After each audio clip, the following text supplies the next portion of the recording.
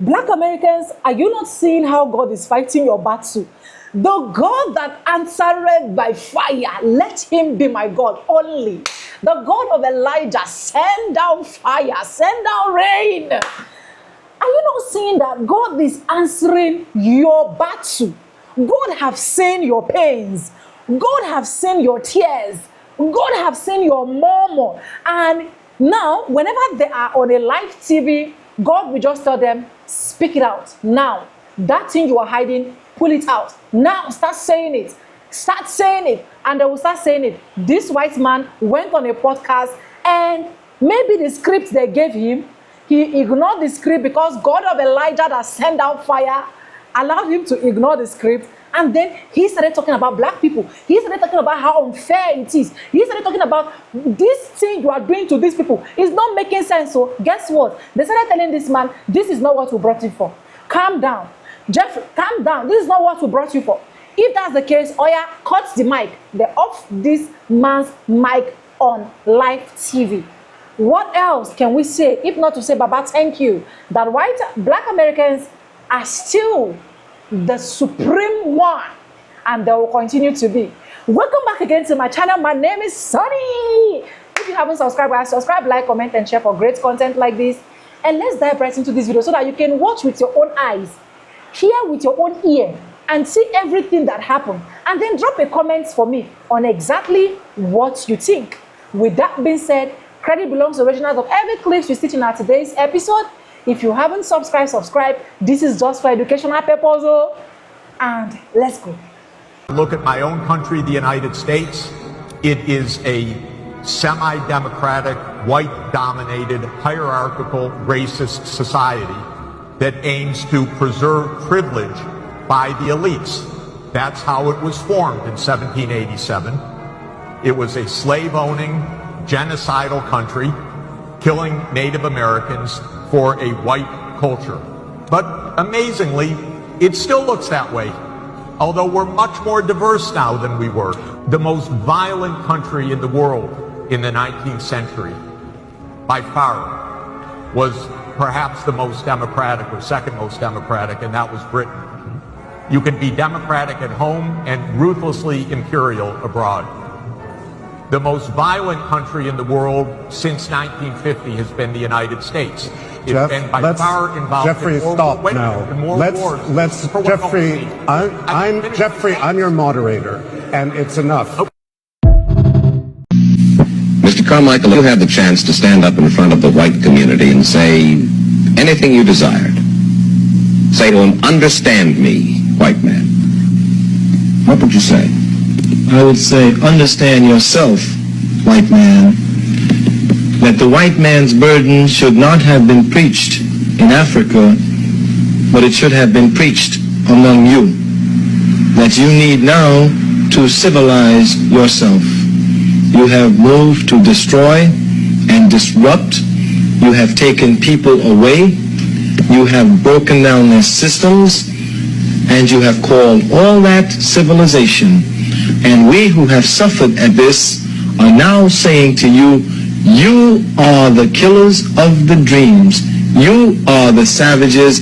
Yes, it is you who have always been uncivilized. Civilize yourself. Can somebody tell me why white people are upset right now, particularly white supremacists? You won. You got the president you want. You got the House. You got the Senate. You got a corrupt Supreme Court that's upholding illegal activities of your president. You have a Gestapo-like ICE system that is running around the countryside, scooping up black and brown people and putting them into concentration camps without due process. They are coming for the rights of queer people, coming for the rights of gay people, outlawing the identity of trans people, and you still mad. I know why you mad. Because you have written your identity in disappearing ink. Race is a construct that requires racism to continue to give you power. And you have attached yourself to your whiteness, and whiteness is written in disappearing ink. It is a lack of culture. And the win for you is not enough that you have dominance and you have people on their knee. That's not enough. What you want us to do as well is like you. It's not enough that you're bombing the entire world to bend the knee to your need for capital. It's not enough that you have a person that has come from apartheid South Africa to the United States to try to enact the same thing that is about to be a trillionaire. It's not enough that you have a feckless person that is clearly an idiot in office. It's not enough that you are able to enjoy the fruits of the labor of Black people in terms of culture and style. That's not enough. You need us to be subservient and bended the knee and serving you. You want to get rid of gay people unless we are available for your closeted behaviors. You want to get rid of Black people unless we are making music and culture for you to enjoy. You want to get rid of science unless it heals you after you try to rub the rock under your armpit. You want women to shut up unless they are there to support you and sire children. You want Black women to be disappeared unless you want to use them for your sexual exploits. And when you sire children with them that are not white-skinned, you want them to be subservient too. And you want us to like you all, we're doing it. And we won't give you that. You are out here screaming, whites fight back, after a white person shot another white person in a majority white rally in a white supremacist led space because he was assassinated or killed by someone. And then you want to blame it on us because you want to be liked. You not only want to win, you want us to cry for your death after you beat us to death. And we won't give that to you. You know, you could let go of the construct and lean into humanity and realize that race is completely made up and it's disconnecting you from your full spectrum of the human experience, mental well-being and emotion, but you won't do that because you'd rather have the identity that you wrote down and took and ascribed and passed down that's written in invisible ink. Hold on to your race. It's keeping you sad and lonely and disappointed.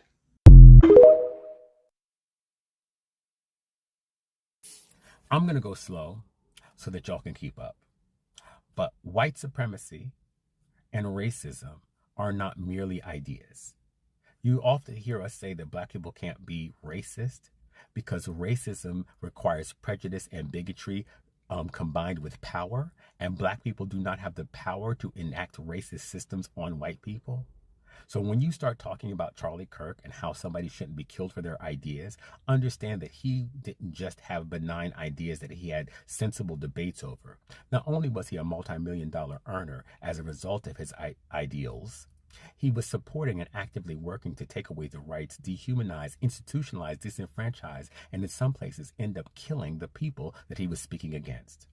That includes Black people, trans people, women. Yeah? Next up, there was no identified shooter prior to yesterday, but people immediately started talking about bringing the temperature down on both sides and saying that this is the left's problem to wear, that we caused that, or that the people on the left caused that. Why would they say that when they didn't have a shooter or a motive?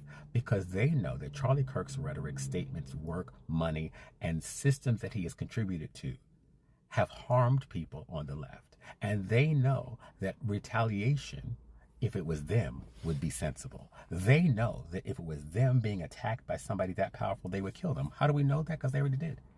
They killed people who were on the left, who were fighting for their freedom. So they assumed that it was somebody on the left. But lo and behold, it was a white Mormon MAGA Republican cop's son who did the shooting. That is who they have in custody. And they will not even walk back the discussion about the left. And here's the next part that the left needs to get, the right and the center. In the United States, racism, white supremacy, sexism, transphobia, homophobia, and misogyny are bipartisan. Yes, yes, yes. But you know what these shootings, these mass shootings have in common? Whiteness. They sure do. The FBI released a statement years ago, a whole study saying that the biggest threat to American security is right-wing, white, cis men. That was released by y'all FBI before you fired all the people that could be intelligent enough to do actual studies that may have some degree of objectivity. They told y'all that.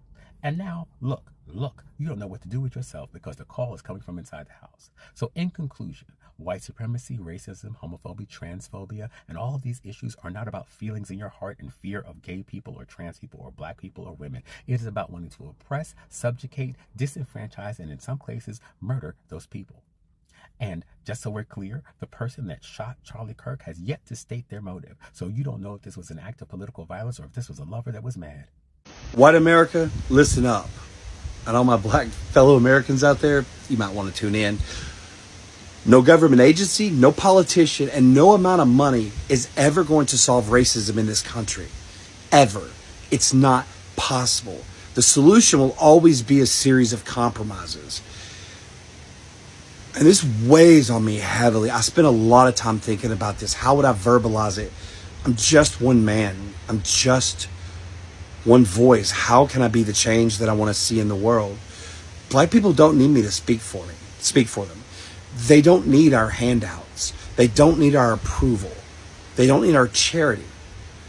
I had a prison cellmate teach me this, and it still resonates with me today. He explained to me, because black people don't need, but what they want is our genuine respect. Now, do you even understand what that means by genuine respect? Respecting them as peers, as equals. I love black Americans. I have a deep love. And it's because of the community. Rap is probably my 5th favorite music genre. It has nothing to do with that. It's the amazing people within this culture. The ultimate underdog is black Americans. And they have continued to shine and shine and shine. And if we're not careful, they're going to outshine us. Here's the thing. I don't know how we fix it, but I know how we take a step. And the first step is really short. I know it's difficult for people, but once you take that first step, it's a lot easier. People will say, why do I have to offer respect first? Why don't they show me respect first? Mainly because black America has never done anything to white America. We've pretty much been the bad guy in this story. We have culpability because of the things our grandparents, we had our ideology from our parents, our grandparents, our great-grandparents, and that goes all the way back to slavery. You have to remember, black Americans have their ideology where they're very cynical and not trusting of white people. So I understand when I approach, some black people just don't want anything to do with me. I get it. They're not trusting. Totally understand and respect that. I'm not offended by it. If they knew me, they would have a conversation with me, I like to think. But 99.9% of the time, when I show genuine respect for a black American, God, the amount of love and respect you get in return often is greater too than what you've offered them in the first place. You ought to try it sometime. It doesn't mean waving at somebody in traffic or just holding the door. Stop and have random conversations. Broaden your world. Broaden your perspective. Because you'll find black Americans are just like us. And they just want to live a happy life and belong and be equal and treated equal and be respected. And it's incumbent upon us to show it to them. Otherwise, it's never going to happen. A divided house cannot stand against itself. We will fail and we will fall. And white people, if we keep doing what we're doing, we're going to get what we get, and we got to live with that. Have a great night. I'm going to take a moment to come on here and be real with y'all, as I always do, because I need y'all to understand black people's pain when white people sympathize and empathize with racists, right? You don't understand it. A white friend of mine just texted me. He said that he saw my video, and in his own mind, he's conflicted too, and he's trying to make sense of how he should feel about the situation that just happened, and everything like that, right? You need to understand a little bit about me, right? I think that I have an almost obligation to speak on topics like this because of my background, right? Like, I grew up with white people. Y'all don't understand the extent that goes to. Like, there were less than 5 black boys the entire time I was in grade school, from pre-K to senior year of high school. Most of the time, I was the only one, right? When I was finding my sense of identity, or who I was going to hang out with, or my friend group as a child, my options were white. There was no black family that was in the same neighborhood as my options were white, right? And it was not an issue. I love my white friends. I was just hanging out with a bunch of them from high school last Christmas, right? I love my white friends. But you cannot imagine the pain I feel in my heart, in my core, when I see people that I consider my fucking brothers because they've acted brotherly my entire life. They sympathize with a racist. You have no idea the tears I have to hold back as a grown man when I see people that I love and I care about and I would go out of my way for. Like empathize with the racist. Do you know how heartbreaking that is? What I'm realizing here is that there's an issue with people's threshold as to what qualifies as racism.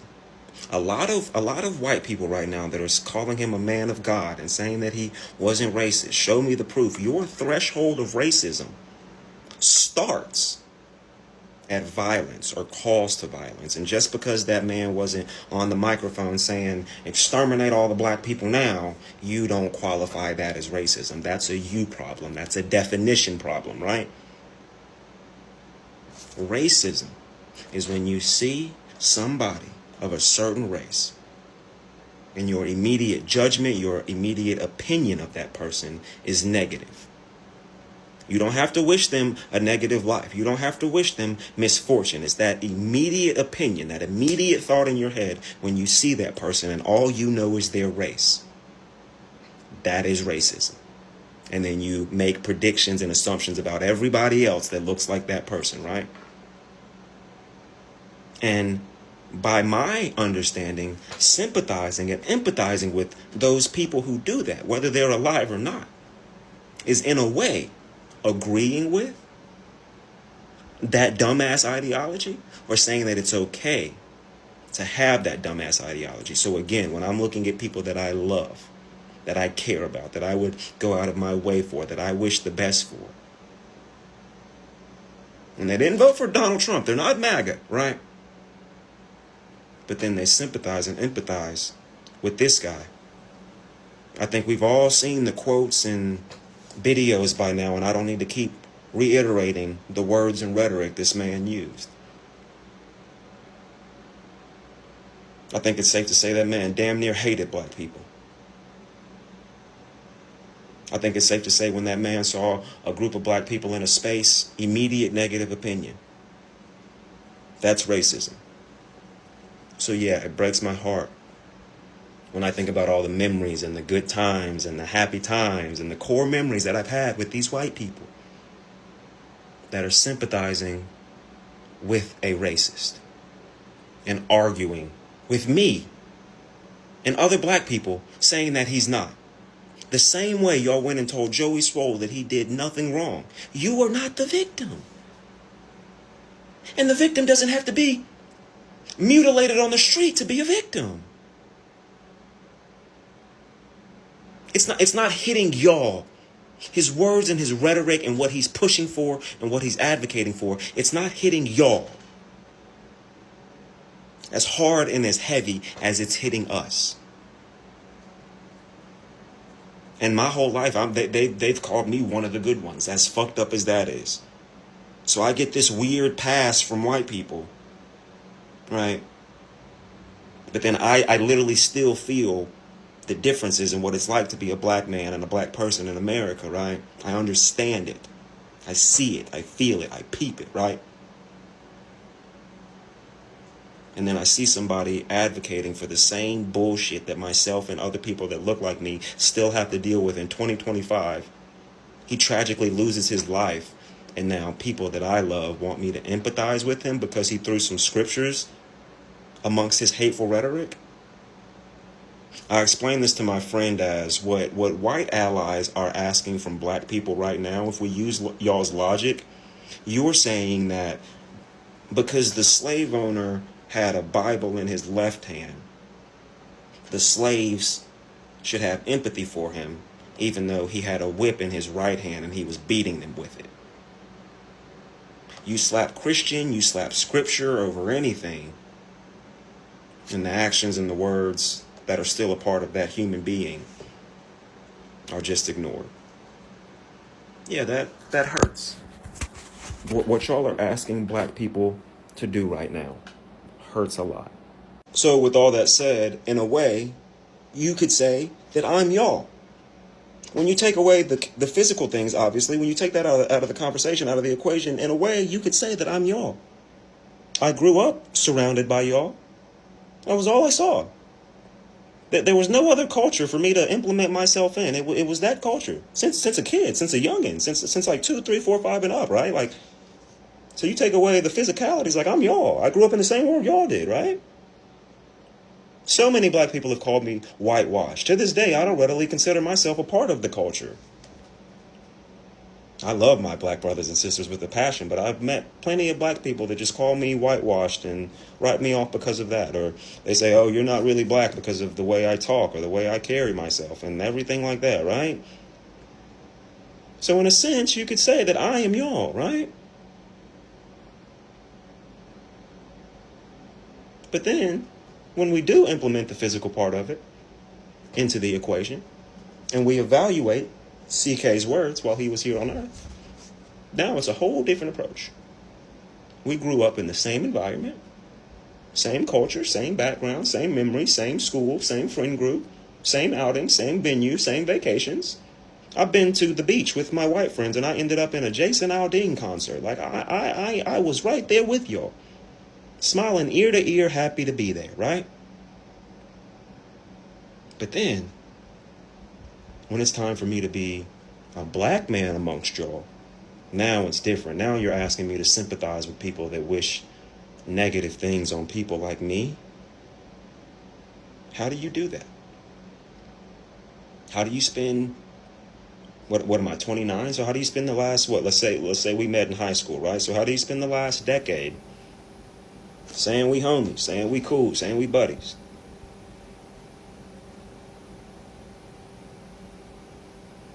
But then you're asking me to have empathy for this shit. You can't look at me and make it make sense because you know it doesn't make sense. You know, I honestly think that you should be ashamed for expecting us to be empathetic to the man who said empathy was weakness. Have you seen all of that videos and clips I played for you? Jeff, I am your moderator. Stop it. Jeff, I said stop. Cut that mic off. He don't need to be saying this. This was not what we paid him for. Why is he saying this? We actually wanted him to say things like this. Why is it diverting? Why is it trying to leave us and then he's supporting these people? Why are you saying our country is not great when we have someone to make America great again? Don't do that. You're not doing well. You're not trying. We will not bring you on this podcast again, Jeff. I am your moderator. I said stop. For how long? How long do you keep cutting people when they want to speak out the truth? And how long will you keep making it look like you are all for everybody, but at the same time, you know that you are only choosing yourself? How long will you keep cutting mics off? How long will you keep making the social media place restricting some information to go out, except the information that concerns you? How long do you keep oppressing? How long do you keep manipulating? How long? That is a question that has been ringing through my head ever since I started this research about this particular video. But I keep saying it, the God of Elijah that will send down fire and send down rain will not keep short until the people of my color get what they are supposed to get. It is sad, it is painful, it is embarrassing, because you know that this thing is actually going to go wide. You would have just allowed Jeff to express himself. Then after expressing himself, look for a way, one way or the other, to make sure that you are making Jeffrey blend with what you are saying, instead of just cutting him off and making it look so obvious. These people already know that, yes, they have been suppressed, they've been enslaved, they are down, they are below you. But rubbing it to their faces, rubbing it out and making it loud like, you need to stop and let's cut the mic. It's not fair. It is not. It is not fair. It is heartbreaking. Watching that as someone that is not a black American but is trapped in a black skin, I was lying down and I was wondering, if I was to be a black American person, right? How would I have feel by now? How? Is it not high time you people learn that what belongs to these people should be given to them? You guys have won, like the third clip said. You guys have won. Yes, bravo, we are happy. You guys are in charge, we are happy. But give us what is our own. It's not difficult to understand. Okay, out of the 100%, just give us 30%. Give us 20, give us 10. But the only greed of a man is that he don't want to only take small, but they want to take everything. It's frustrating, it's barbaric. It's not making sense. But one thing I know is this. You might be in the position now, you might be higher than me, you might be doing whatever you think you can do. Freedom is sure. Solidarity. Freedom is sure. Anyways, guys, let me know what you think. Like I said, educational purpose is only. We do not support any form of violence here.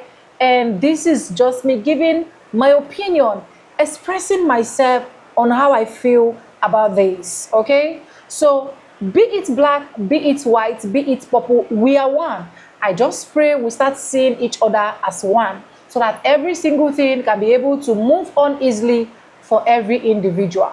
Credit belongs to the original creators of every clips and stitches we have in our today's episode.